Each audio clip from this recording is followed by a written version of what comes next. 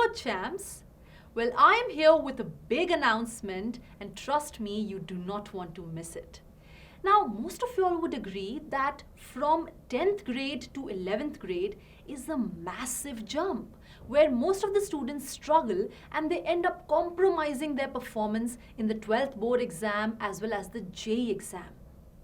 But the good news is that now there is no need to worry because we are here to your rescue. We are launching a brand new series called the Bridge course from 20th of April. And as the name suggests, the purpose of this course is simply to bridge this huge gap between the 9th and 10th syllabus and the 11th and 12th syllabus so that preparing for the board exam or preparing for the JEE becomes a smooth and a comfortable sail for you.